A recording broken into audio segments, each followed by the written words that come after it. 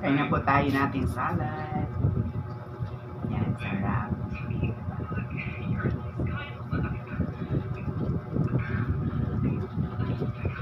Tanghalian natin to ngayon. Diba? Tanghalian.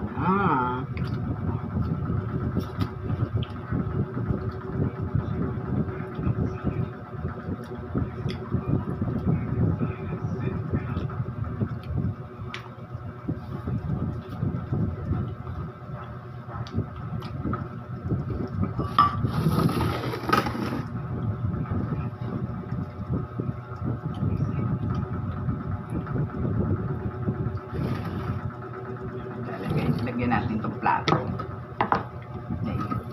Para hindi na dito sa mangkok. Okay.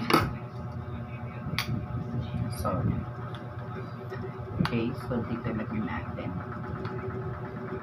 Ayan. Tapos imimix na lang natin. Sarap kayo. Okay. So yan.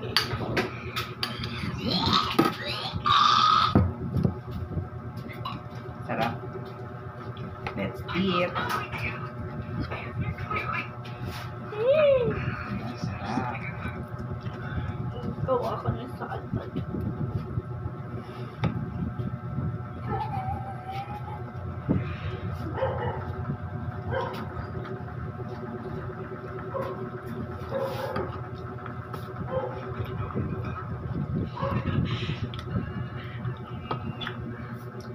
Maganda kasi pag gawang pitas crunchy.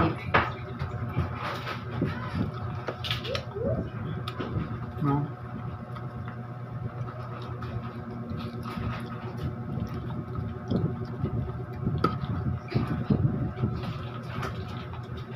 So, yung tanghalian natin.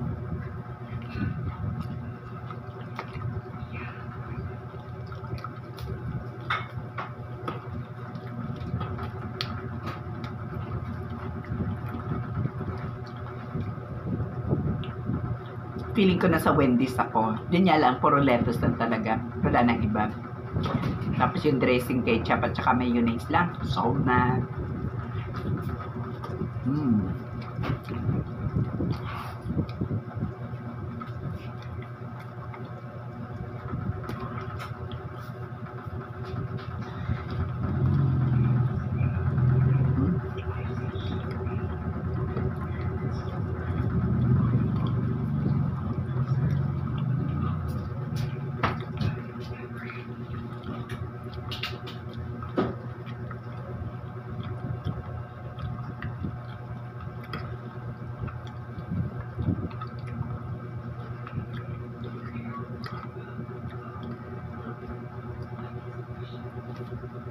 Nagmamadali kasi ako kasi mag-swimming kami. Outing kami mga grade 6. So, pupunta kami mamaya sa, ano ba yun? Big Rock. Di ba?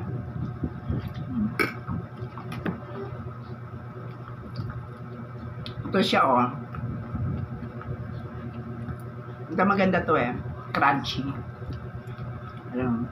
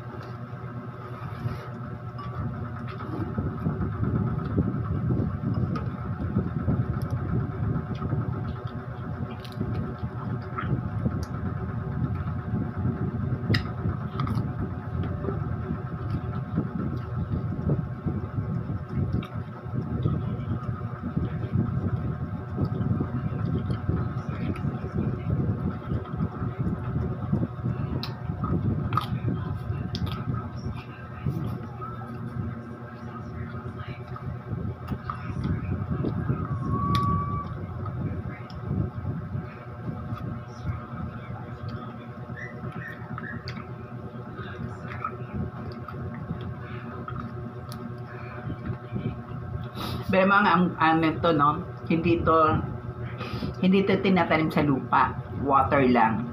Sa water lang po siya nabubuhay. Hydroponics lettuce.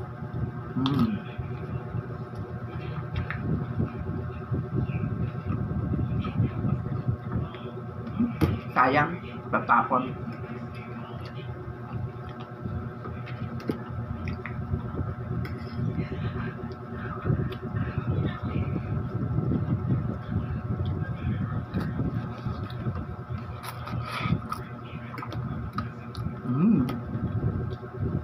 Sarap.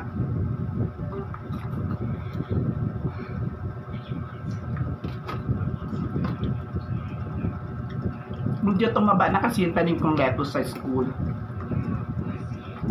Kasi, dinagbagal ko ng solution. Tapos, di ba hindi na maulan ngayon? So, hindi na nadadagdagan yung tubig. Kaya, okay na siya.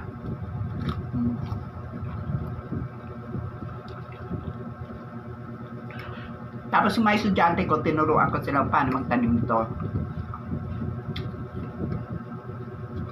Binigyan ko sila ng kokopit, binigyan ko rin sila ng buto, taglilima. Sabi ko, dahil sa school, kapag nakaano na, 15 days, kasi ilalagay ko na po siya doon sa may hydro, sa may tubig na mayroon ng solution. Kasi kawawan mga bata. Walang pambilang solution. Pero at least na ituro ko paano proper na pagtatanim na hydroponics. Up.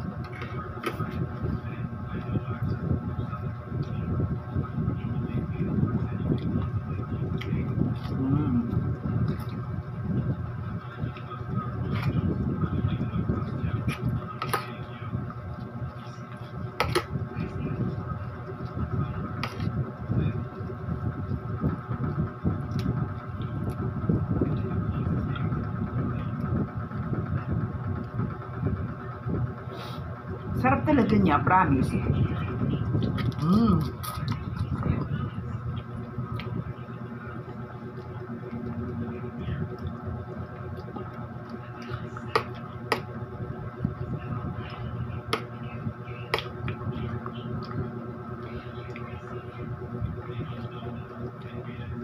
Dalawang puno to. Dalawang perasong puno. So, yan, sob naman siya. Malami.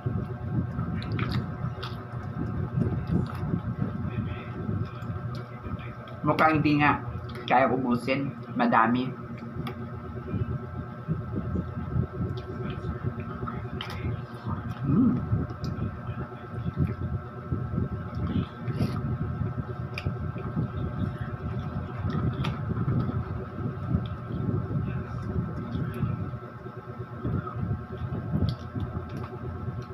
Dati ano lang to nakakakain na ako nito sa may Wendy's, no? Yung mga nilalagay sa burger. Ganito lang pala to kasimple. Magtanim ka lang, magawa ka lang ng ketchup at saka mayonnaise, haluin mo, solve ang buto-buto.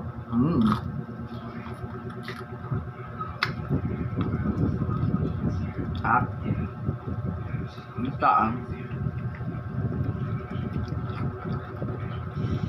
crunchy siya, crunchy.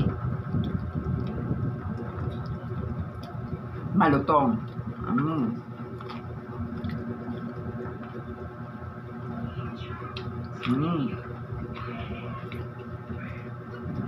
dami. Ang dami pa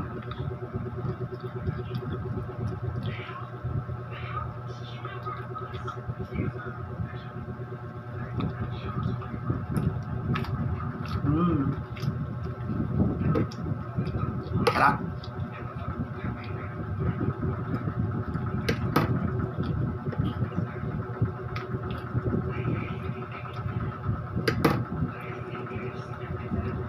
Thank you po sa aking principal, Ma'am Remedios Bilicom, dahil tinuruan niya ako paano magtanim ng hydroponics, diba? Kung hindi siya dumating, sa lupa lang ako nagtatanim, mga pechay. Diba kung nakita nyo dati, nagtatanim ng pechay, sa bagay, naaani ko naman nagugulay. Pero ito, in fairness, nakakain ako ng lettuce, diba?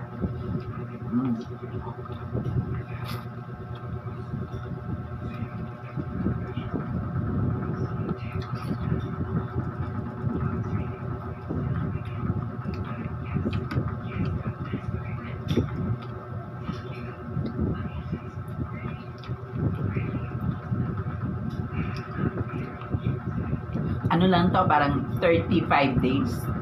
35 days lang to, harvest ko na.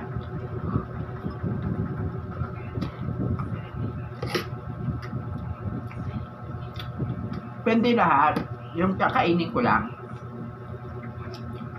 Kasi pag tumanda, parang hindi siya masarap. Parang mapait yung pag matanda na. Sarap.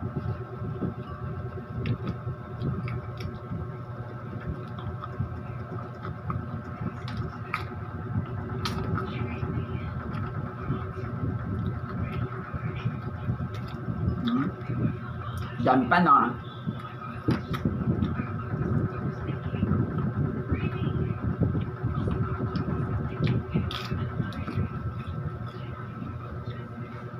Ito na yung tanghalian natin.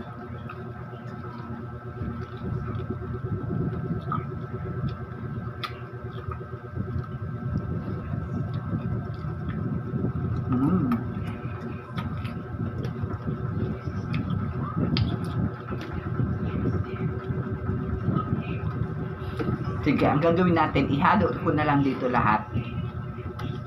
I-mix ko na siya dito. Yung mayonnaise. Para hindi na sausaw ng sausaw.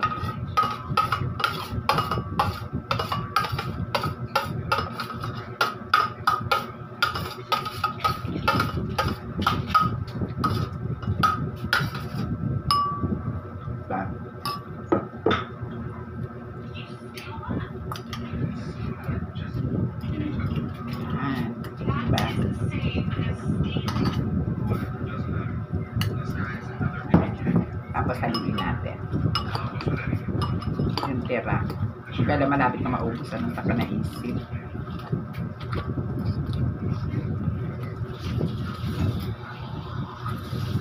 Okay. Pero masarap to kapag may kamatis. Pero di ba, di na nga tayo nagtitipid, na nga tayo walang pera. Kaya nga tayo nagtanim para hindi na bumili. Okay, so ayan na siya. Charan! O, diba? Hindi na magsaw-saw-saw-saw. Okay. Okay, tingnan niya. Tingnan niya. Ayan na siya. Diba? Diba? Naka-ano na. Naka-ganyan na siya. O, kakain na tayo. Pipinundurin na natin.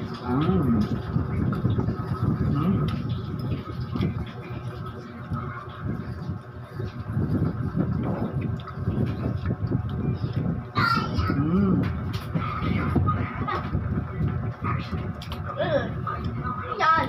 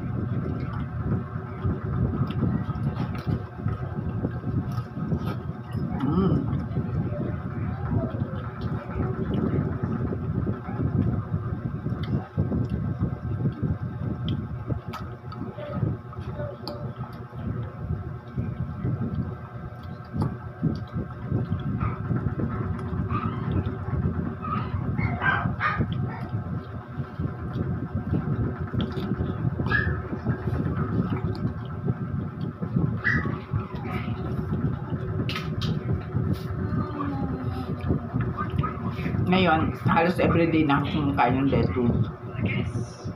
Kuha lang tayo sa tanim natin.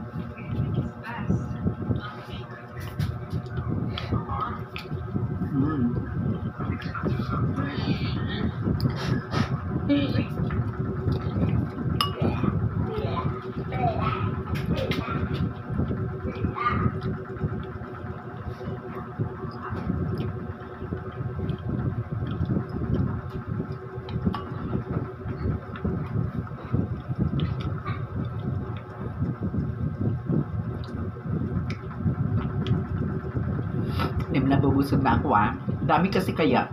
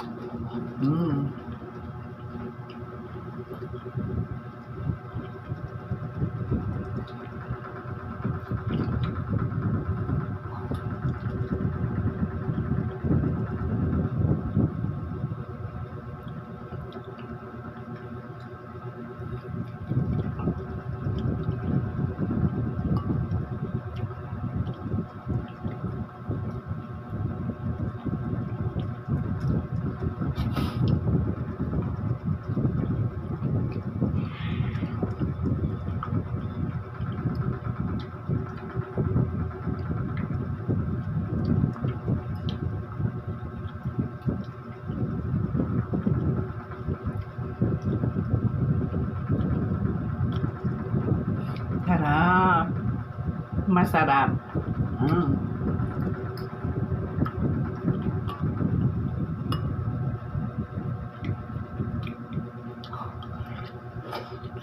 Mm.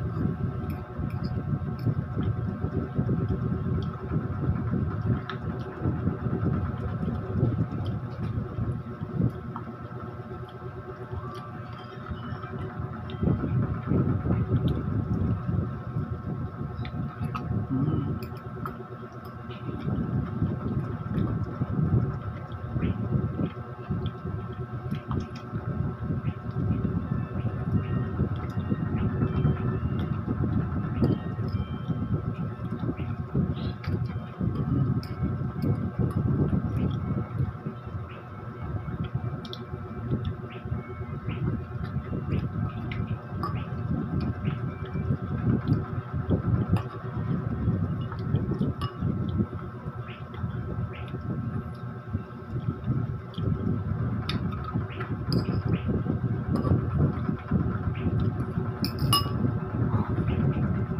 Wala na. Mm. Ubus na. Nakita nyo, ubus na ha. Ah, ah. Nabitin ako dun ha. Pero sabi pa nila, ano man sobra ay nakakasama din. Diba? Okay. Pero talagang ayan, napapanigay pa tayo. Thank you guys. Thank you for watching. I hope na pati kayo ay kakain din ng lettuce. At hindi lang kakain, kundi magtanim din para hindi na bibili ng kakainin. Tama ba? Sige. Thank you for watching. I hope na kapulutan din ninyo ng aral. Kung may aral ha, at magtanim para makakain, di ba? Ng masustansyang pagkain, di ba? Sige, thank you, bye.